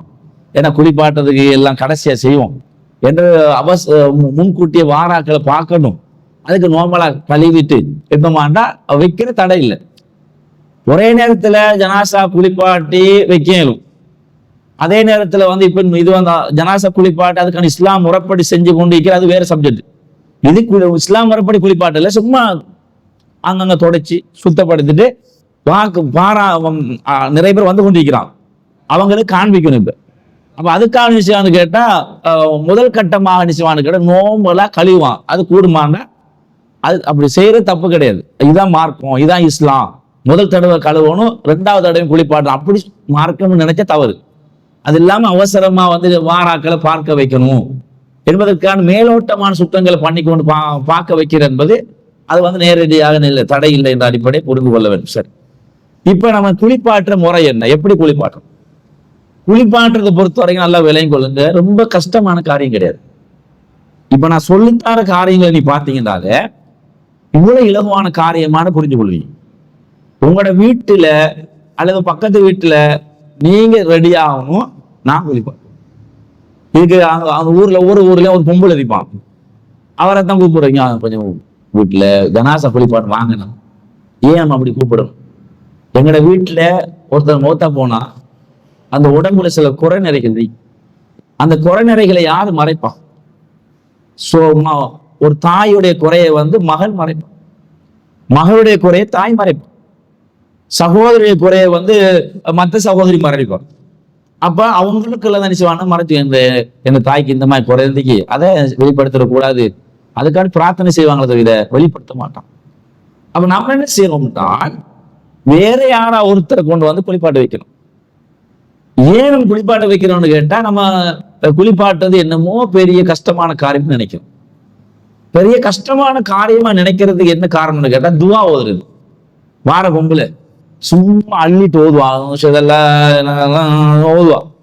ஓதும் போது என்ன பாக்குறது, என்னடா இதெல்லாம் இங்க பாடமாக்குற அப்படி நினைச்சதுன்னு கேட்டா, துவா எங்களுக்கு பாடம் இல்லை. ரசூலா துவா காட்டியிருந்தா நம்ம ஓதாம குளிப்பாட்டோம்னா அது பிழையா போயிடும். எனவே ஜனாசாவுக்கு நம்ம பொருத்தம் இல்லை. அது அந்த பொம்பளை தான் கூட்டி வந்துடும், சரி பொம்பளை கூட்டி வரும். ஆனா ரசூல்லா ஜனாசா குளிப்பாட்டும் போது அதுக்கு ஸ்பெஷலான எந்த துவா கட்டத்தரல, எதையுமே கட்டத்தரல. பொதுவாக ஒளி செய்யும் போது நம்ம பிஸ்மில்லா சொல்லுவோம் தானே, ஒளி செய்யும் போது இது அதுல ஒழுங்கும் நடக்கும், பெஸ்ட் ஒளி செய்வோம். அதை தவிர வேற எதுவுமே சொல்ல கட்டத்தரல. இப்ப உங்களுக்கு புரிஞ்சிருக்கும், அப்ப இது துவா எதுவுமே கட்டத்தரலையா, அப்ப குளிப்பாட்டுற இந்த பிரச்சனை என்ன கஷ்டம், நம்ம துவாவை நினைச்சுதான் பயந்து போனோம். அப்ப அப்படி ஒரு துவா ஒன்றும் இல்லை, எதுவும் வழிகாட்டாட்டி அப்ப நம்ம இதுக்கு பிறகு நம்ம குடும்பத்துல யாரா மூத்தப்பட நான் குளிப்பாட்டுறேன் என்று முன்வரணும், பின்னாக கூடாது. அதுக்கு நான் சொல்ற செய்தி நீ பாருங்க. முதலாவது குளிப்பாட்டும் போது ஒரு ஜனாசா, ஒரு பெண் ஜனாசா இருந்தாலும் ஆண் ஜனாசா இருந்தாலும் எப்படி குளிப்பாட்டுறது. ஒரு பெண் ஜனாசாவா இருந்தா இந்த தலைமுடி தானே பின்னி போட்டிப்பாங்க தலைமுடியை, அதை நாங்க முதலாவது பின்னெல்லாம் அவிழ்த்து விட்டுருச்சு. அதுக்கு பிறகு நம்ம என்ன செய்யணும்டா, ரசூல் சொல்றாங்க, இப்தன பி மயாமினிஹா மவாதில் உலூமின்ஹா, வலது பக்கத்திலிருந்து ஒழுவுடைய உறுப்புகள் இருந்து ஸ்டார்ட் பண்ணலாம். வலது பக்கம் ஒழுவுடைய உறுப்புகளை பார்த்து ஸ்டார்ட் பண்ணலாம். ரசூல்லா இங்க ஒளி செய்ய சொல்லல, அளவலைகளும் ஸ்டார்ட் பண்ண சொல்றான். ஒழுவுடைய உறுப்புகளை பார்த்து ஸ்டார்ட் பண்ணணும். வலது பக்கம் ஒழுவுடைய உறுப்பு, அப்புறம் இடது பக்கம். வலது பக்கம் எப்படி பாக்குறது, முதலாவது நீங்க தண்ணி எடுத்தாச்சு, பெஸ்ட்டுக்கு ஒழுவோட உறுப்பு நம்ம என்ன செய்யும், பெஸ்ட்டுக்கு முதல்ல கையத்தானே கழுவும். அப்ப நம்ம எங்க தண்ணி எடுத்து கைக்கு ஊத்துறது, அதான் வலது பக்கத்தில் ஊத்துறோம். இந்த கைக்கு ஊத்தியாச்சு, இதை வலது பக்கம் பெஸ்ட்டுக்கு ஊத்துறது. இந்த கைக்கு பிறகு எதை கழுவுனா, முகத்தை தானே, முகத்துக்கு ஊத்துறது. அது பிறகு என்ன செய்ய போறீங்க, முகத்துக்கு பிறகு இந்த கைக்கு முழுமா ஊத்துறது. அது பிறகு தலைப்பகுதிக்கு ஊத்துறது, அப்புறம் கால் பகுதிக்கு ஊத்துறது. இது ஒழுவுடைய உறுப்பு. செகண்ட் அடுத்தது இடது பக்கம் என்ன செய்யறது, அதே மாதிரி கைக்கு முகத்துக்கு தலைக்கு கால் பகுதிக்கு ஊத்துறது. இப்ப ஒழுவோட உறுப்புகளை பார்த்து ஊத்துறீங்க, இது கஷ்டமா? ஒரு ஜனாசாவை வலது பக்கம் ஸ்டார்ட் பண்ணணும், ஒழுவோட உறுப்புகளை பார்த்து ஊத்தணும். பிறகு இடது பக்கம் செய்யணும், ஒழுவோட அதை ஊத்தணும். ஊத்துட்டீங்க, அதுக்கு பிறகு நீங்க கவுண்ட் எப்போ அதுல இருந்து கவுண்ட் பண்ண போறீங்க. எப்ப நீங்க தண்ணி ஊத்தி ஸ்டார்ட் பண்ணிட்டீங்களோ அப்பவே நீங்க கவுண்ட் பண்ணிடணும். ஒற்றைப்படை தான் கவுண்ட் பண்ணணும். ஒரு பக்கெட் வச்சுக்கோ, நீங்க ஒரு பக்கெட், இது 1, இது 2, இது 3, இது 5, இது 7, இது 11. ஒற்றைப்படை தான் சொல்ல செய்யறாங்க. அது போன்ற என்ன சொல்றான், இகுசில் நகா வித்திரன், நீங்க வித்திர ஒற்றைப்படையாக செய்யுங்க. நீங்க குளிப்பாட்டு நபிகள்லாம் சொல்றான். ஒற்றைப்படையா ஹதீஸை பின்பற்றோம், அப்படித்தானே? நாங்க நினைச்ச மாதிரி பராசன் ஊத்திடுங்க, என்ன அப்படி கழுவுறல்லையே. ரசூல் ஒரு வழிமுறை காட்டுறான். வலது பக்கம் ஸ்டாப் பண்ணுங்க, உழுவுடைய உறுப்புகளை பார்த்து ஊத்துங்க. அதே நேரத்துல நீங்க ஒற்றைப்படையா கழுவுங்கன்னு சொன்னா இதெல்லாம் ஹதீஸ். ரசூல் எங்களுக்கு வழி காட்டுறாங்க, அதை நாங்க நடைமுறைப்படுத்தணும். இப்ப ஒளி செய்யற உறுப்புகளை பார்த்து தண்ணி ஊத்தியாச்சு. அதுக்கு பிறகு ஒற்றைப்படைகளுக்கு அதுல இருந்து ஒற்றைப்படையை கண்காணிச்சு கொண்டு கவனிச்சு கொண்டு ஊத்தியாச்சு. முழுமையா ஊத்திட்டு இடையில ரசூலுல்லாஹ் என்ன செய்வான்னு கேட்டா, அந்த இளந்தலையை பயன்படுத்துவான். இளந்தலைக்கு பகரமா, இன்னைக்கு இளந்தலை இல்லாதவங்க அதுக்கு பகரமா தொற்று நீக்கிற மாதிரி ஒரு பகுதி தான் இளந்தலை. அதுக்கு பகரமா சோப்பை பயன்படுத்தலாம். அப்ப அந்த சோப்பை நாங்க பயன்படுத்துறது எல்லாம் பயன்படுத்தி முடிச்சாச்சு. கடைசியா என்ன செய்யணும்னு கேட்டா, காஃபுரம்னா கற்பூரம் தானே. கற்பூரத்தை நீங்க என்ன செய்யணும், ஒரு பக்கெட்ல நல்லா கரைச்சி வைங்க. பக்கெட் நல்லா கரைச்சி வச்சுட்டு அந்த கற்பூரம் கலந்த தண்ணீரை லாஸ்டா உடம்புல ஊத்திடுது. இதுதான் கடைசி அரிக்கும். அதை ஊத்திட்டீங்கன்னா உடம்பு என்ன செய்யும், அந்த வாசம் அரிக்கும், உடம்பு வாசம் அரிக்கும். திரும்ப அந்த கற்பூரத்தை கழுவுறதுக்கு திரும்ப தண்ணி ஊற்றக்கூடாது. ஹதீஸ்ல எப்படி வருதுன்னு கேட்டா, இறுதியாக முடிவு பெறுகிற பொழுதோ கற்பூரம் தான் முடிச்சிருக்கும். அப்ப கற்பூரம் கலந்த நீரை தான் கடைசியை நீங்க ஊத்தணும். அப்ப நீங்க என்ன செய்யணும், லேசான வழிமுறை. ஒன்று, நீங்க கைக்கு கிளவுஸ் போடுங்க முதலாவது. இரண்டாவது, சோப்பை வச்சு கொள்ளுங்க. சோப்பு வந்துச்சுன்னு கேட்டால் நீங்க வந்து சோப்பை பூசும் போது வழுக்கல் தன்மைப்படும். சோப்பு நிறைய கரைச்சி வச்சுக்கொள்ளுங்க. அடுத்தது என்ன செய்யுங்கன்னு கேட்டா, ஒரு கைக்கு துணி வச்சுக்கொள்ளும். கைக்கு துணி, ஏன்னா துணியால தான் என்ன செய்யணும், நீங்க தேய்ச்சி கழுவுற மாதிரி துணி வச்சுக்கொள்ளுங்க. அடுத்து கற்பூரம் கலந்த தண்ணீரை ஒரு பக்கெட்ல ஏறி வச்சுக்கொள்ளுங்க. அடுத்தது வந்து ஒரு பக்கெட்னு வச்சுக்கொள்ளுங்க, கணக்கு போறது, தண்ணி ஊத்துறது. அப்ப பெஸ்ட்டுக்கு ஒழுவுடைய உறுப்புகளை பார்த்து வலது பக்கம் இடது பக்கம் ஊத்தியாச்சு. அது ஒரு பக்கெட் தான் முடிஞ்சீங்கன்னா ஒரு பக்கெட், அது பிறகு 2வது பக்கெட், 3வது பக்கெட், இப்படி ஒற்றைப்படையை கவுண்ட் பண்ணிட்டு இடையில வந்து சோப்பை தேக்கி போவீங்க. அதில் ஊண்டி பிள்ளையில குளிப்பாட்டுறமா இல்லை. ஸோ நார்மலா உடம்ப தேய்ச்சிட்டு போயிடும், துணியால நார்மலா தேய்ச்சிட்டு போயிட்டு அதை நீங்க திருப்பி தண்ணி ஊற்றி அதெல்லாம் கழுவிட்டு, அதுக்கு பிறகு சோப்பு நுரை எதுவுமே உடம்புல இருக்காது. அதுக்கு பிறகு நீங்க என்ன செய்யணும்னு கேட்டா, கடைசியா கற்பூரம் தண்ணி ஏற்கனவே ஸ்டம்பை வச்சிருப்பீங்க, நீங்க அதை எடுத்து மொத்தம் அப்படியே ஃபுல்லா உடம்பு ஊத்திட்டீங்கன்னா இவ்வளவுதான் குளிப்பாட்டு. இது கஷ்டமா? ரொம்ப ரொம்ப ஈஸி. இதுக்கு வேற யாரையும் கொண்டு குளிப்பாட்டு தேவையில்லை. இப்போ உங்களுக்கு ஹதீஸோட படிச்சிருக்கிறீங்க. இது புகாரில 1254 இலக்கமாகும், 1262 இலக்கமாகும். இந்த நான் சொன்ன அவ்வளவு செய்தி. அது போன்று புகாரில 167 இலக்கமாகும். அதே புகாரில் 1255 இலக்கமாகும். இதுல எல்லாம் என்ன செய்யப்படும் கேட்டா, இந்த குளிப்பாட்டு சம்பந்தமான அவ்வளோ செய்தியும் உள்ளடக்கப்பட்டிருக்கும். அப்ப இவ்வளவு ஆதாரங்களோடு நீங்க உறுதியா படிச்சுட்டீங்க. உறுதியா படிச்சா உங்களுக்கு இன்னும் தைரியம் பிறந்திருக்கும். குளிப்பாட்டுறது நானா குளிப்பாட்டுவேன், யாரையும் குளிப்பாட்ட தேவை என்ற ஒரு முடிவு எடுத்துரும்.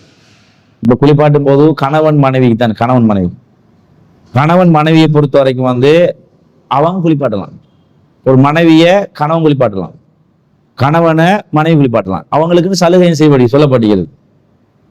ஆனா அதே நேரத்துல வந்து ஒரு நாணக்காரன் சகோதரி குளிப்பாட்டலாம், ஒரு தாயை குளிப்பாட்டலாம். அவங்க ஒரு ஆம்பளை வந்து மகரமான உருவா இருந்தாலும் கூட ஒரு பெண்ணை குளிப்பாட்டலாம், சகோதரியை. அவங்க பொம்பளை தான். உதாரணத்துக்கு தாத்தா தங்கச்சி குளிப்பாடலாம், தங்கச்சி தாத்தா குளிப்பாடலாம், மகள் வந்து தாயை குளிப்பாட்டலாம், தாய் மகளுக்கு இவன் குளிப்பாட்டி கொள்ளலாம். பெண்களுக்குள்ள செய்யலாம், குளிப்பாட்டி கொள்ளலாம். ஆண்கள் சம்பந்தப்படும் எப்ப சம்பந்தப்படும் கேட்டா கணவன் மட்டும்தான். கணவன் மனைவி 2 பேருக்கு இடையில மட்டும்தான் என்ன செய்ய விதிவிலக்கு. அவங்க என்ன செய்யலாம், விரும்பினா 2 பேரும் குளிப்பாட்டி கொள்ளலாம் என்று ஒரு சலுகை வழங்கிக்கிறது. அப்ப இது வந்து நீங்க கணவன் மூத்த போயிட்டான், யார் வரவானாப்பா, கணவனை நான் குளிப்பாட்டுறேன், கொஞ்சம் நீ யாரும் உள்ளுக்கு வரத்தே இல்லை, நான் எல்லாம் குளிப்பாட்டி நான் தாரேன், நானே கபம் செஞ்சு தாரேன்னு என்ன நீங்க முடிவு எடுத்தீங்கன்னா யாரும் தடுக்கல. அப்ப அந்த அளவுக்கு வந்து இஸ்லாம் வந்து வழிகாட்டிருக்கிறது என்ற செய்தி நான் புரிந்து கொள்ளும். அடுத்தது இந்த தண்ணி என்ன செய்வான்னு கேட்டா, ஒவ்வொரு ஊர்ல ஒவ்வொரு வித்தியாசம். அந்த மூட நம்பிக்கைக்கு என்னன்னா, அதுல வந்து கிணத்து தண்ணீர் கலக்கப்படணுமா, ஆத்து தண்ணீர் அது கலக்கப்படணுமா, புழுது தண்ணீர் அது கலக்கப்படும், இது மிக்ஸ் பண்ணி கலக்கப்படணும் என்ன ஒரு மூட நம்பிக்கை. கடலே இல்லாத பகுதியில் அவங்க எப்படி கலந்து கொள்வாங்க. அப்ப அது மூட நம்பிக்கை. இன்னும் சில இடங்களை பாத்தீங்கன்னா, இந்த கடுமையான அந்த குளிர்ண்டா சூடு நல்லா ஹீட் பண்ணி தண்ணியை நல்லா ஹீட் பண்ணி சுடு தண்ணியை குளிப்பாட்டுவான். இதுல வந்து தண்ணின்னு வருது எப்படின்னு வரல. ஒருத்தர் வந்து சுடு தண்ணியால குளிப்பாட்டார தப்பு கிடையாது, சுடு தண்ணியாலதான் குளிப்பாட்டணும் இல்லை அதானே. சாதாரண வளமையா நீ தண்ணி பயன்படுத்திக்கல, அந்த தண்ணியால என்ன செய்யறது, குளிப்பாட்டுறது. அப்படி பயன்படுத்தினா அது போதும்.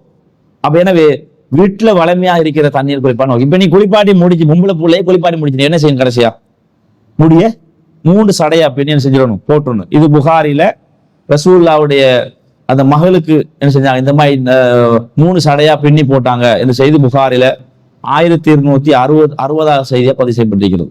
அது 1254 1259 ஹதீஸ் இலக்கத்துல புகாரில வந்து ரசூலுல்லாஹ் என்ன செஞ்சுக்கிறாங்க, ரசூலுல்லாஹ்வுடைய மகளுக்கு வந்து அவங்க உள்ள பெண்கள் என்ன செஞ்சுக்கிறாங்க, இந்த மாதிரி செஞ்சாங்க என்ற செய்தி நாங்க பார்க்கிறோம். சரி, அடுத்ததாக பாத்தீங்கன்னா இப்ப வந்து குளிப்பாட்டிட்டீங்க.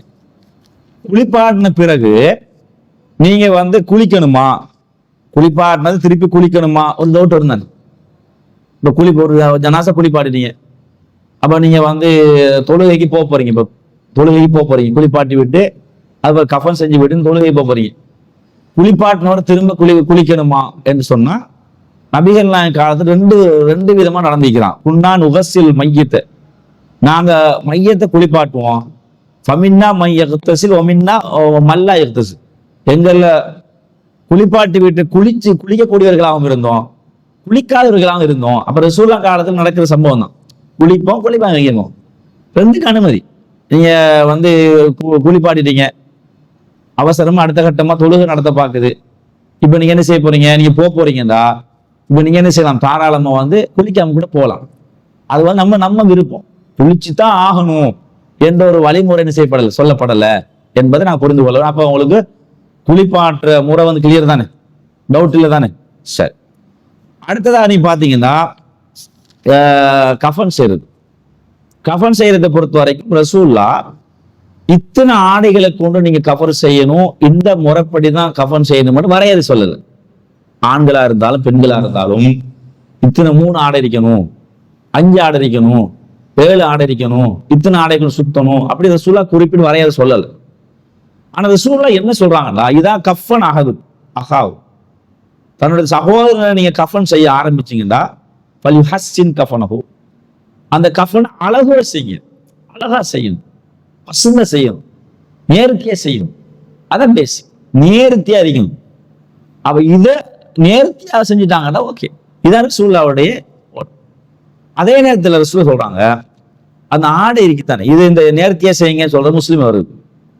அதுல வந்து ஒரு சிறப்பான ஆடை வந்து வெள்ளையா இருக்கட்டும், வெள்ளை ஆடை வந்து சிறப்பு, அது திரும்பிதில ஆதரவுபூர்வம் செய்தி. அப்ப எனவே ஒருத்தருக்கு கலர் அணியதா இருந்தா கலர் உடுப்பு வந்து கஃபன் செய்யறான், தப்பு இல்லை. சிறப்பு எது? வெள்ளை தான் சிறப்பு, அதை நாங்கள் கவனத்தில் கொள்ள வேண்டும். இப்ப நபிகள் நாயகம் காலத்துல நீங்க பாத்தீங்கன்னா ஒரு நபி தோழர் அப்துல்லா பின் உபை ஒரு முனாஃபிக் இருந்தா, அவருடைய மகன் வந்து முஸ்லிம். ரசூலுல்லாஹ் போய் கேட்கிறா, ஆத்தினி கமீசக் உகஃபினு, உன்னோட சட்டை தாங்க எல்லாம் தோழரே, நான் என் வாப்பாக்கு நான் கஃபன் ஆகி கொள்ள போறேன். அப்புறம் ரசூலுல்லாஹ் கொடுக்குறான்.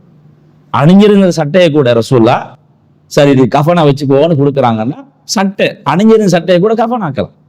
மார்க் அடிப்படை தச்சாடை தானே, தச்சாடை தைக்காத ஆடை எதையுமே கஃபன் ஆக்கிறதுல ஒரு விதிவிலக்கு கிடையாது. அதை நாங்கள் புரிந்து கொள்ளணும்.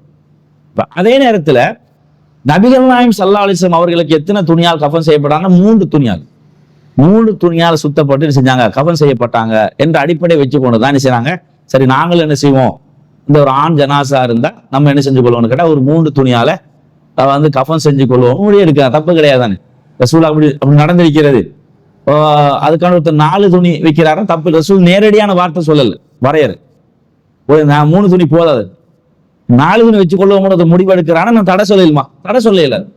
ரசூலுல்லாஹ் நாவினால் எங்களுக்கு என்ன செய்யப்படும், வரையறை செய்யப்பட்டு வரல. அதே நேரத்துல பெண்களாக இருந்தா என்ன தெரியுமா அடிப்படை, இந்த கஃபன் துணி நம்ம தயாரிச்சிட்டோம்டா பெண்களுக்கு மட்டும் இந்த உள்ளாடை மாதிரி ரசூலுல்லாஹ் அனுப்பிச்சான்னு கேட்டா அவங்களுக்கு கஃபன் வந்து தயாரிக்குமாறு சொல்லியிருக்கிறான். ஏன்னா ரசூலுல்லாஹ்வுடைய மகள் மரணிச்ச நேரத்துல ரசூல் சொல்றாங்க, என்னுடைய ஜனாசா குளிப்பாட்டி முடிஞ்சு எனக்கு அறிவிங்க, நான் ஒரு ஆடை ரசூல் அணிஞ்ச ஆடையை கொடுக்குறான் தான், இதை வந்து உள்ள ஆடையை பயன்படுத்துங்க, வச்சுக்கொள்ளுங்க. அப்ப உட்பகுதி அப்ப கஃபன் துணியை நாம வந்து தயாரிப்பதற்கு முன்னால் முன்னால அப்ப என்ன செய்ய வேண்டும், அது ஒரு சட்டமாய், ஒரு பெண்களுக்கு ஒரு சட்டமாய் ஒன்று வைக்கிறது, உள்ளாடமாய் ஒரு துணியை வச்சுக்கொள்றது, அதுக்கு பிறகு ஒரு 3 துணி எடுத்து சுத்துறது, அவ்வளவுதான். ஒரு உள்ளாடமாய் ஒரு துணியை வைக்கிறது, சட்டமாய் ஒரு துணியை செய்யறது, வச்சுக்கொள்றது, வச்சாச்சா. அதுக்கு பிறகு 3 துணியை எடுத்து நல்லா அழகுற சுத்துறது, அழகுற சுத்தி ரெண்டு பக்கம் ஒரு கெட்டையை போடுறது, நடுவு 2 கெட்டையை போட்டோம்னா எஸ் முடிச்சு. அப்ப அதை வந்து நம்ம உங்களுக்கு சொன்னா குளிப்பாட்டுற முறை சொன்னா விளங்கும். சில நேரங்களுக்கு கஃபன் துணி செஞ்சு காட்ட வேண்டிய நிலைமை ஏற்படும். அப்ப வந்து அது சம்பந்தமா வீடியோக்கள் இருந்தா உங்களுக்கு நான் மேலதிகமா உங்களுக்கு சொல்லிட்டேன், அதை நீங்க என்ன செய்யுங்கன்னு கேட்டா அதை நம்மளுடைய ஜமாத்தை சார்ந்த சகோதரர்கள் வந்து என்ன செஞ்சுப்பான்னு கேட்டா அது விளக்கம் சொல்லிப்பான். அதை நம்ம சொன்ன அடிப்படை மையப்படுத்தி என்ன செய்யலாம், நீங்க வந்து அதை வந்து அந்த நோமலை பார்த்து கொண்டீங்கன்னா உங்களுக்கு கிளியர் ஆயிடும், கஃபன் செய்யற முறை வந்து கிளியர் ஆயிடும். உங்களுக்கு நான் வெளிப்படையா விளங்கப்படுத்திட்டேன். இப்போ அதுக்கு லேசா சொல்வதா இருந்தா இந்த நம்மளோட துணிக்கு தான், துணியை பொறுத்த வரைக்கும் தலையிலிருந்து தலைக்கு மேல ஒரு முழம், தலைக்கு மேல ஒரு முழம் வந்து துணியை வெட்டும், நம்மளை அளக்கணும். அளந்து நமக்கு தலைக்கு மேல ஒரு முழம் அளவுக்கு வந்து நீளமா துணியை எடுத்து வெட்டிட்டு உடம்பு சுத்துற மாதிரி. அதே மாதிரி வந்து 3 துணியை வெட்டி வேற எடுத்துடும். வேற எடுத்தாச்சு. சட்டைக்கு ஒரு துணி எடுக்கிறாச்சு, உள்ளாடைக்கு துணி எடுத்து வேற எடுத்தாச்சு. வேற எடுத்துட்டு சட்டையும் வச்சாச்சு, உள்ளாடை வச்சாச்சு. அது பாரு 3 துணி வெட்டிருப்பீங்களே, அந்த 3 துணியை வந்து என்ன செய்யணும்னு கேட்டா சுத்துறது தான். அப்படியே 3 கீழே வைக்க வேணும். கீழே ஜனாசாக்கு வந்து ஜனாசா அடிக்குவீங்க. இப்ப இது வந்து துணி, இது மாதிரி ஒரே நேர்த்தியான 3 துணி வெட்டியாச்சு. இப்படி இப்ப வந்து செய்யறது சுத்துறது. சுத்திட்டு பண்ணாலே அது கஃபன் துணி வந்து அவ்வளவுதான் கஃபன் செய்யற முறை. அதுக்குன்னு ஸ்பெஷலான வழிமுறை இல்லை. அதுக்கு இந்த மாதிரி தச்சிரிக்கணும், அந்த மாதிரி தச்சிரிக்கணும், அதை கையை தச்சிரிக்கணும், அப்படியெல்லாம் வரையறை சொல்லல. நம்ம அழகாக அழகூர் செஞ்சுட்டோம்னா அதுதான் அதனுடைய கஃபன் முறையை தெளிவாக கொடுக்க வரும். சரி, அடுத்ததாக என்ன செய்ய போறோம்னு கேட்டா, நாங்க வந்து ஜனாச தொழுகை. ஜனாச தொழுகையை பொறுத்த வரைக்கும் வந்து பொதுவா நீங்க வந்து பெண்கள் ஜனாச தொழுகை நடத்தலுமா, ஆண்கள் மட்டும்தான் நடத்தணுமா? அப்படி கிடையாது.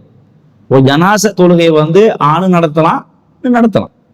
இப்போ உதாரணத்துக்கு பள்ளி வாசல் என்ன செய்யறாங்கன்னு கேட்டா, பெண்களுக்கு வந்து என்ன செய்யறாங்கல்ல, இடம் கொடுக்குறாங்கல்ல. ஜனாசா வந்து பெண்கள் கலந்து கொள்ளணும். நம்மட சமூகத்துல வந்து அதுக்கான ஏற்பாடு செய்யறீங்க. உங்களோட மகள் மூத்தா போயிட்டான், என்ன மகள் மூத்தா போயிட்டான். இப்ப என்னுடைய வைஃப் வந்து மகள் மூத்தா போனதுக்கு என்ன செய்வான்னு கேட்டா, ஒரு அழுது புலம்பி கண்ணீர் வடிச்சு பிரார்த்தனை செய்வான். அப்ப அதுக்குரிய தாய் பிரார்த்தனை செய்வதற்கும் இன்னொருத்தர் பிரார்த்தனை செய்வதற்கும் வேறுபாடிக்குத்தான். எனக்கு உளப்பூர்வமா என் மகளுக்கு சுவர்க்கத்துக்குரிய ஆளா, கபருடைய வேதனை விட்டு காப்பாத்தியாளா, அல்லது புலம்பி கேட்பான். அது ரெண்டோடைய துவா வித்தியாசப்படும். உண்மையில பெண்களை பொறுத்த வரைக்கும் ஜனாச தொழுகையில் அனுமதி கொடுக்கணும், கலந்து கொள்ள வைக்கணும். உங்க குடும்பத்துல வந்து யாரா மூத்தா போனா நீங்க என்ன செய்யணும், அதுக்கான ஏற்பாடு செய்யணும். இல்ல, பெண்களையும் கலந்து கொள்ள வைப்பதற்கான ஏற்பாடுகளை நம்ம செஞ்சு கொள்வோம், அவங்களை வர வைப்போம், அவங்களுடைய பிரார்த்தனைகளுக்கு கிடைக்கட்டும் என்ன நாங்க முடிவெடுக்கணும். இதுக்கு ஆதாரம் நீங்க பாத்தீங்கன்னா பொதுவான ஆதாரம் தேவையில்லை. ஆனா பேசிக்னு புரிந்து கொள்ளுங்க. ஒரு சட்டம் தொழுகிற சட்டமா இருந்தா ஆண்களுக்கும் பொதுவானது, பெண்களுக்கும் பொதுவானது. ஆண்களுக்கு விதி, பெண்களுக்கு விதி விலக்கண சொல்லுவான். ஜனாசா தொழுகை, அது போன்று வந்து துஹா தொழுகை, பெர்னா தொழுகை, ஜும்மா தொழுகை, எந்த தொழுகையா இருந்தாலும் கூட பெண்கள் கலந்து கொள்ளலாம். பள்ளிக்கு வரலாம் தானே, ஒவ்வொரு தொழுகைக்கு பள்ளிக்கு வரலாம், அசருக்கு பள்ளிக்கு வரலாம். ஆனா சிறப்பு எதுன்னு சொன்னாங்க, வீட்டுல தொழுகை சிறப்புன்னு சொல்லிட்டான். வீட்டு தொழுவது சிறப்பு சொல்லிட்டான். ஆனா பள்ளிக்கு வர பெண்கள் தடுக்கலுமா? தடுக்கலும். நீதி இல்லை. பெருநா தொழுகைக்கு அவங்க வந்து ஆகணும். பெருநா தொழுகை பெண்கள் வந்து தான் ஆகணும். ஏன்னா ரசூலுல்லாஹ் வந்து வலியுறுத்திட்டான், பெண்கள் வந்து வரணும், வலியுறுத்திட்டான். ஜும்மாவுக்கு என்ன செய்யலாம், விதிவிலக்கு ஆக்கிறான். வரலாம், ஆனா விரும்பினா வீட்டுல தொழலாம். கட்டாயப்படுத்தல. ஜனாசா தொழுகையை பொறுத்த வரைக்கும் வந்து அது மாதிரி ரசூல் என்ன செய்யல, நீங்க விதிவிலக்கு இல்லை, நீங்க தொழக்கூடாது, தொழுது தப்பு தவறு அப்படி சொன்னாங்களா? அப்படி எந்த ஒரு செய்தியும் சொல்லாத பட்சத்தில் ஒரு ஜனாசாவுல வந்து பெண்களும் கலந்து கொள்ளலாம், ஆண்களும் கலந்து கொள்ளலாம். தடை வந்தாலே தவிர, தடை வரல. ஆனா ஆதாரம் இருக்க, ஆதாரம் என்ன ஆதாரம் பாத்தீங்கன்னா, அபூ தல்ஹாவுடைய மனைவி உம்மு சுலைம், அவங்களுக்கு வந்து ஒரு குழந்தை கிடைக்குது, உண்மையை சொல்லக்கூடிய குழந்தை கிடைக்கும். உண்மையில் இப்ப இந்த குழந்தையை பொறுத்த வரைக்கும் வந்து மரணிச்சிச்சு. ரசூலுல்லாஹ் வந்து அவங்க அழைக்கிறாங்க, வீட்டுக்கு வந்து ஜனாசா தொழுகை அழைக்கிறாங்க. அப்ப ரசூலுல்லாஹ் அனுப்பிச்சான்னு கேட்டா ஜனாசா தொழுவிக்கிறாங்க. ரசூலுல்லாஹ் பெஸ்ட்டுக்கு நிக்கிறாங்க, குழந்தைக்கு நேரா. அதுக்கு பிறகு வந்து யார் நிக்கிறான்னு கேட்டா அபூ தல்ஹா நிக்கிறாங்க. அதுக்கு அடுத்து யார் நிக்கிறான்னு கேட்டா உம்மு சுலைம் நிக்கிறாங்க. அப்ப ஜனாசா தானே, ஒரு ஜனாசா இருந்தாலும் கூட ஆதாரம் தானே எங்களுக்கு. அப்ப ரசூலுல்லாஹ் தான் வழிகாட்டு. ரசூலுல்லாஹ் முடியல, ஏன்டா சின்ன புள்ளை சுட்டி எல்லாரையும் அழைக்க மாட்டான்.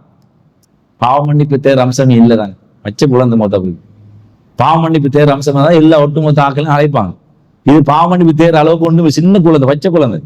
அப்ப வீட்டில என்ன செய்யறாங்க, ரசூலுல்லாஹ் அழைச்சி தொழுகை நடத்தி முடிச்சுட்டாங்க. அப்ப அதுல ஹாக்கிம்ல ஆதாரபூர்வமான செய்தி, ரசூலுல்லாஹ் தொழுகை நடத்துறாங்க, அதுக்கு அடுத்து அபூ தல்ஹா நிக்கிறாங்க, அதுக்கு அடுத்து வந்து உம்மு சுலைம் நிக்கிறாங்க. இது பெண்கள் ஜனாசால கலந்து கொள்றாங்க. இதை பின்பற்றித்தான் பிறகு காலத்தில் என்ன செய்யறான்னு கேட்டா சஅத் இப்னு அபீ வக்காஸ் நபி தோழர், அவர் மரணிக்கிறார். உம்மஹாத்துல் முஃமினீன் ரசூலுல்லாஹ்வோட மனைவிமாரும் சேர்ந்து சொல்றாங்க, அவரை பள்ளி வாயிலுக்கு கொண்டு வாங்க என்று சொல்லி அந்த பெண்கள் கலந்து கொண்டு ஜனாசால கலந்து கொண்டு தொழுகை நடத்துறான், கலந்து கொள்றான். அப்ப பெண்கள் வந்து கலந்து கொள்ள கூடாது என்று இருந்தால் அப்ப உம்மஹாத்துல் முஃமினீன் செஞ்சுப்பாங்க, கலந்து கொண்டிருக்க மாட்டான். சஅத் இப்னு அபீ வக்காஸ் ஜனாசாவில் பெண்கள் கலந்து கொள்றான். அதுல ஒரு சர்ச்சை ஒன்று ஏற்படுது. என்ன தெரியுமா, என்ன சர்ச்சைண்டா, சில ஆக்கள் வந்து கதை எடுத்துட்டாங்க, வந்து பாருங்க பள்ளி வாசல்ல போய் தொழுகை நடத்தி ஜனாசா. எதை சர்ச்சையாக்கல? பெண்கள் கலந்து கொண்டு சர்ச்சையாக்கல, பள்ளி வாசல்ல போய் ஜனாசா தொழுகை நடத்துறாங்க. இதுக்கு ஆதாரம் மிக்கா? ஏன்னா வந்து என்ன நடக்குதுன்னா, வீட்டுல ஜனாசா நடத்துறது வீட்டுல நடத்தலாம் தானே, ஒரு முற்றத்துல நடத்தலாம், ஒரு வெட்ட வெளியில் நடத்தலாம், ஜனாசா பள்ளி வாசல் நடத்தலாம், எல்லாத்தையும் அனுமதிக்கிறது. நஜ்ஜாஸ் பண்ணது ரசூல் எங்க நடத்தினாங்க? கிரவுண்ட்ல நடத்திக்கிறான். அப்ப பள்ளியில் நடத்தலாம், கிரவுண்ட்ல நடத்தலாம், அது வீட்டில் நடத்தலாம், எல்லாத்துக்கும் ஆதாரம் மிக்கிறது. அப்ப இவங்க மார்க்க சைட் வந்து சரியான புரிய அமைச்சான்னு கேட்டா விமர்சனம் பண்றான். ஆயிஷா நாயை கூப்பிட்டு சொல்றாங்க, இவ்வளவு சீக்கிரமா நீங்க மார்க்கத்தை மறந்துட்டீங்க இல்லையா? அல்லாஹ்வின் தூதர் ஸல்லல்லாஹு அலைஹி வஸல்லம் அவர்கள் சுஹைல் இப்னு பைலா சொல்லக்கூடிய நபி தோழருக்கு பள்ளி வாயை நடுவில் வைத்து ரசூலுல்லாஹ் செஞ்சாங்க, வந்து ஜனாசா தொழுகை நடத்தினாங்க. என்ன செய்தி ஆதாரம் எடுத்து சொல்றாங்க. இது செய்தி முஸ்லிம்ல வருது. அப்ப எதுல சர்ச்சைப்படுறான்னு கேட்டா, பெண்கள் கலந்து கொண்டதல்ல, பள்ளியில் தொழுவதற்கு ஆதாரமிக்காண்டு சர்ச்சைப்படுறாங்க, ஆதாரத்தோடு தெளிவுபடுத்துறாங்க ஆயிஷா ரலியல்லாஹு அன்ஹா. அப்ப என்ன விளங்குது? அப்ப பெண்கள் ஜனாசா தொழுகையில வந்து கலந்து கொள்ளலாம். அது மாதிரி வந்து ஆண்களுக்கு அந்த ஒரு பள்ளியில இடம் கொடுக்குறாங்கல்ல, பெண்களுக்கு எல்லாம் எந்த ஏற்பாடும் இல்லைன்னு சொல்றாங்க. உங்க குடும்பத்துல மோத்த போய்க்கிறான், நீங்க என்ன செய்ய, உங்களுக்கு கவலையா இருக்கிறது, நானும் தொழணுமே, நீங்க தொழுகும் போதாவது வீட்டுல பெண்கள் சேருங்க, சேர்ந்து நீங்க தொழுங்க, தொழுவீங்க. ஒரு ஆம்பளையா இருக்கிற பொம்பளையா பிரச்சனை கிடையாது, தொழுகிறது. ஆம்பளை பின்னால வந்து நம்ம செய்யறோம் உயிரோடு இருக்கிற பொழுதுதான். அப்ப வந்து என்ன செய்யறது, ஒரு பொம்பளை வந்து ஒரு பெண் வந்து ஆம்பளை தொழுகை நடத்தக்கூடாது. உயிரோடு இருக்கும் போது பின்னால பெண் ஆண்கள் இருக்கத்தக்கன, முன்னால இமாம செய்யக்கூடாது யாரு? ஒரு பெண். ஆனா அதே இடத்துல பெண்ணுக்கு இமாம செய்யலுமா? தாராளமா செய்யலாம், தப்பு கிடையாது. இது மௌத்தா போயிட்டாங்களே, மௌத்தா போன அவங்க யார் என்ன செய்யாது, அவங்க மௌத்தா போன முன்னு வைக்க போறோம், மூடிட்டோம்னா எதுவும் விளங்காது. எனவே அது ஆணா இருந்தாலும் பெண்ணா இருந்தாலும் நம்ம வந்து தொழுகை நம்ம தொழுகை நடத்த எங்களுக்கு பின்னால் அவன் ஈக்கிறது. ஒரு ஆண் ஜனாசாவை இருந்தா என்ன செய்யணும்னு கேட்டா, தொழுவிக்கிற நபர் எங்க நிற்பாருன்னு கேட்டா தலைக்கு நேரம் நிற்கும். ஜனாசா இப்படி குறுக்க வச்சுப்பாங்க. இப்ப தொழுகை நடத்த போறீங்க, ஆண் ஜனாசா இருந்தா இதுக்கு நேரம் நிற்கணும், தலைக்கு நேரம். பெண் ஜனாசா இருந்தா இடுப்புக்கு நேரம் தொழுகை நடத்தணும். இவ்வளவுதான் டிஃபரெண்ட், வேற ஒன்றும் கிடையாது.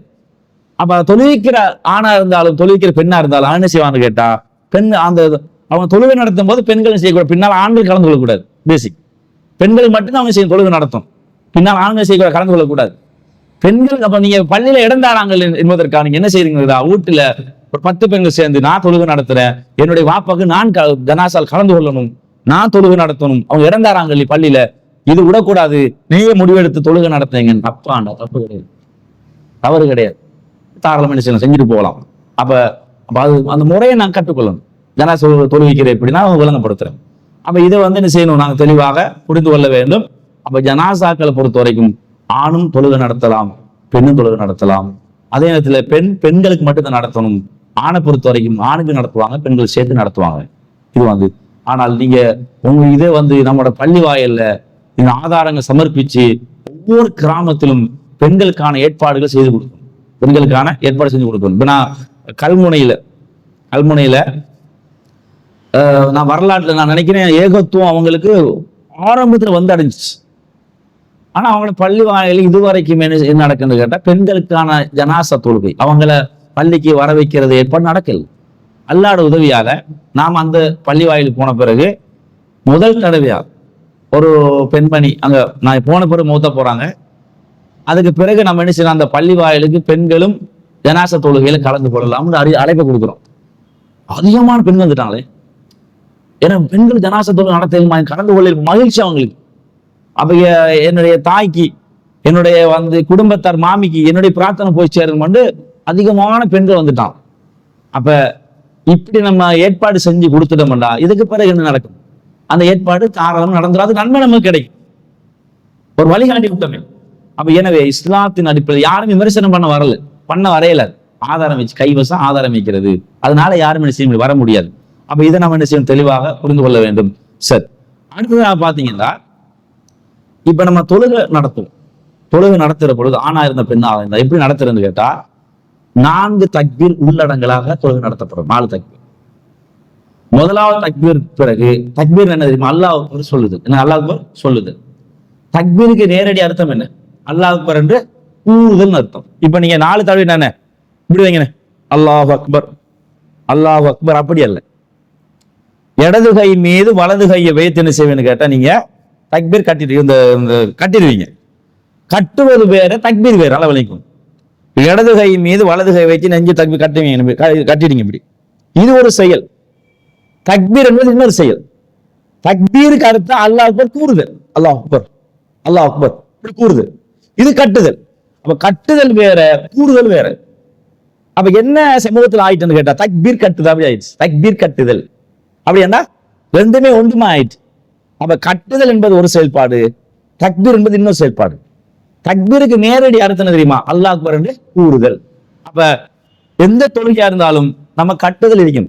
இடது கை மீது வலது கை வைச்ச கட்டுதல் இருக்கும். கட்டிட்டோமா இப்ப கூறணும் அல்லாஹ் அக்பர் அல்லாஹ் அக்பர் அல்லாஹ் அக்பர். இப்படி 4 தடவை செய்யணும். வாயால சொல்லணும் அல்லாஹ் அக்பர் அல்லாஹ் அக்பர் அல்லாஹ் அக்பர். என்ன செய்யறாங்க? இப்படி அது வேலை அந்த ஹதீஸை விளங்காம அப்படி செய்யறாங்க. அதுக்கு ஆதாரம் கிடையாது. அப்படி செய்யக்கூடாது. இதை நீங்க புரிஞ்சுக்கணும். சரி, இப்படி இப்ப நீங்க கட்டிட்டீங்க, அல்லாஹ் அக்பர் சொல்றீங்க. அதுக்கு பிறகு நீங்க என்ன செய்யணும்? சூரத்துல் ஃபாத்தியா ஓதணும். சூரத்துல் ஃபாத்தியா ஓதிட்டீங்க. இப்ப நீங்க சத்தமா ஓதினா தானே தொழுகை நடத்தக்குள்ள பயம் வரும். சத்தமா வரும் இல்லையே, மனசுக்கு தானே பயப்படாம தைரியமா தொழுகை நடத்தலாங்க. அப்ப அல்லாஹ் சூரத்துல் ஃபாத்தியா ஓதிட்டீங்க. திருப்பி அல்லாஹ் அக்பர் ஸலவாத். என்ன ஸலவாத்? தொழுகையில் ஓதுற ஸலவாத். அல்லாஹும்ம ஸல்லி அலா முஹம்மத் வ அலா ஆலி முஹம்மத் கமா ஸல்லைத அலா இப்ராஹீம வ அலா ஆலி இப்ராஹீம் இன்னக ஹமீதும் மஜீத். அல்லாஹும்ம பாரிக் அலா முஹம்மத் வ அலா ஆலி முஹம்மத் கமா பாரக்த அலா இப்ராஹீம் வ அலா ஆலி இப்ராஹீம் இன்னக ஹமீதும் மஜீத். மூணாவது அல்லாஹ் அக்பர். இப்ப அல்லாஹ் மக்ஃபிர் லஹு துஆ செய்து ஜனாஸாக்கு. அல்லாஹ் மக்ஃபிர் லஹு வர்ஹம்ஹு வ ஆஃபிஹி வஃப் அன்ஹு வ அக்ரிம் நுஸுலஹு வஸ்ஸி' முத்கலஹு வக்ஸில்ஹு பில் மாஇ வஸ்ஸல்ஜி வல் பரத் வனக்கிஹி மின் ഖതായ கமா நக்கைத தௌபல் அபியத மினத் தனஸ் வஅப்தில்ஹு தாரன் கைரன் மின் தாரிஹி வஅஹ்லன் கைரன் மின் அஹ்லிஹி வஸௌஜன் கைரன் மின் ஸௌஜிஹி வஅத்கில்ஹுல் ஜன்னத வஅய்துஹு மின் அஸாபில் கப்ர் வ மின் அஸாபின் நார். இது நல்ல அர்த்தமுள்ள பிரார்த்தனை. இந்த பிரார்த்தனையை பொறுத்த வரைக்கும் எங்களுக்கு மனப்பாடம் செய்ய முயற்சிக்கணும். மனப்பாடம் வருது என்ன செய்யறது? கருத்தை உள்வாங்கிடும். இந்த கருத்தை உள்வாங்கி என்ன செய்யணும்னு கேட்டா அதை நம்ம 3ஆம் தக்பீர்ல ஓதணும். 4ஆவது தக்பீரிலும் பிரார்த்தனை செய்து விட்டு நின்று கொண்டே 2 பக்கம் சலாம் கொடுக்கும். அஸ்ஸலாமு அலைக்கும் அஸ்ஸலாமு அலைக்கும். இவ்வளவு இதான் ஜனாஸா தொழுகை. இதுக்கு என்ன பெரிய கஷ்டமா? அது 3ஆம் தக்பீர்ல ஓதுற அந்த கருத்தை சொல்லிடும் பாருங்க. அல்லாஹ் மக்ஃபிர் லஹு வர்ஹம். அவரோட பாவத்தை மன்னிச்சிரு, அவருக்கு அருள் புரிந்து விடு. வாஃபி வஃப் அன்ஹு. அவரை பாவத்தை அலட்சியப்படுத்திரு. அக்ரிம் நுஸுலஹு. அவரை கொண்டு போய் வைக்கிற இடத்தை கண்ணியப்படுத்திரு. வஸ்ஸி' முத்கலஹு. அவர் இடத்தை விசாலப்படுத்திடுது. வகஸில்ஹு பில் மாஇ வஸ்ஸல்ஜி வல் பரத் வனக்கிஹி மின் ഖതായ கமா நக்கைத தௌபல் அபியத மினத் தனஸ். யா அல்லாஹ், ஒரு பாவத்தை எல்லாம் போக்கிடு. வெள்ள ஆடையில் அழுக்குப்பட்டால் தூய்மை செய்வது போல அவருடைய பாவத்தை எல்லாம் தூய்மை செய்து விடு. அதுபோன்று அபுதில்ஹு தாரன் கைரம் மின் தார். இந்த வீட்டை விட சிறந்த வீட்டு குழு. வாஹிலன் கைரம். இந்த துணையை விட அந்த சிறந்த துணையை கூடாங்க. அஹ்லன் குடும்பத்தை விட அந்த குடும்பத்தை சிறந்த குடும்பத்தை கொடு. வஸௌஜன் கைரம் மின் ஸௌஜிஹி. இந்த துணையை விட சிறந்த துணையை கொடு. நரகத்தை விட்டு காப்பாத்திரு, சுவர்க்கத்தை நுழைவிச்சுன்னு சொல்கிற அழகான பிரார்த்தனை. இந்த பிரார்த்தனை என்ன நடந்துச்சுன்னு கேட்டால், சில மூலியமாருக்கு பாடம் இல்லாதனால அவங்க சொல்றது பெரிய துவான்னு இருக்கிறது. ஆனா சுருக்கமாக அல்லாஹ் மக்ஃபிர் லஹு வர்ஹம்ஹு அப்படி சொல்லிக் கொள்ளுங்கன்னு சொல்லி கொடுக்குறான். பெரிய அர்த்தம் உள்ள துவாவை மறைச்சிட்டான். எவ்வளவு அநியாயம் பாருங்க, எவ்வளவு கருத்தை பாருங்க, இவ்வளவு அர்த்தமுள்ள கருத்தை வரும். அப்ப என்ன உனக்கு பாடம் இல்லாடி பாடமாக்கு, இல்லாட்டி அந்த அர்த்தங்களையாவது சொல்லிக் கொடுக்கணும் மக்களுக்கு. அது சொல்லிக் கொடுக்குறோம் இல்லை. அதுக்கு பகரமா நீங்க இப்படி செஞ்சு கொள்ளுங்கன்னா நீங்க யார்? அல்லாஹ்வுடைய மார்க்கத்துல கை வைக்கிறது, அல்லாஹ்வுடைய அந்த துவா சுருக்கிறதுக்கு நீங்க யார்? பெரிய துவா ரசூலை கட்டுத்தருக்கிற பொழுது நீங்க 2 வார்த்தை 3 வார்த்தை சுருக்கி கொடுக்கறதுக்கு நீங்க அல்லாஹ்வுடைய வஹிய சொந்தக்காரரா? அப்ப எனவே இதெல்லாம் பிழையான காரியம். இதை முழுமையா மனப்பாடம் பண்ணுங்க. முடியாட்டி கருத்துக்களை உள்வாங்க. கருத்துக்களை உள்வாங்கி என்ன செய்யணும்னு கேட்டா ஜனாஸா தொழுகை நடத்தணும். அல்லது நீங்க நடத்தாவிட்டால் நீங்க கலந்து கொள்கிற பொழுது இதை நடைமுறைப்படுத்தணும். அப்ப உங்களுக்கு டீட்டெயிலா ஓரளவு உங்களுக்கு குளிப்பாட்டுறது, கஃன் செய்யறது, அது மாதிரி தொழுவிக்கிறது, தொழுகையில கலந்து கொள்றது, ஜனாசாவை விழுந்த ஜனாசாவுக்கு நம்ம என்ன செய்யறது, எப்படி நடந்து கொள்ள முறைகள், அத்தனை முறைகளும் ஆதாரத்தை உங்களுக்கு சமர்ப்பித்திருக்கிறேன். ஓரளவு உங்களுக்கு அது தெளிவு கிடைச்சிருக்கும். இதை வைத்து நீங்க இன்னுமே பல செய்திகளை தேடிக்கொள்ளலாம். இன்ஷா அல்லாஹ் இதுமாய் செய்திகளை, சட்டத்திட்டங்களை தொடர்ந்து நாங்கள் அறிந்து கொள்கிறோம். எதை கேட்டோமோ தொடர்ந்தும் என்னுடைய வாழ்க்கையிலும் உங்க வாழ்க்கையில் நடைமுறைப்படுத்தி சுவர்க்கத்தை அடைவதற்கு எம் அனைவருக்கும் இறைவன் கிருபை செய்வானாக. வாஹிர் தஅவானா அல்ஹம்துலில்லாஹி ரப்பில் ஆலமீன். இதில் ஏதாவது சந்தேகங்கள் இருந்தால் பார்க்கலாம்.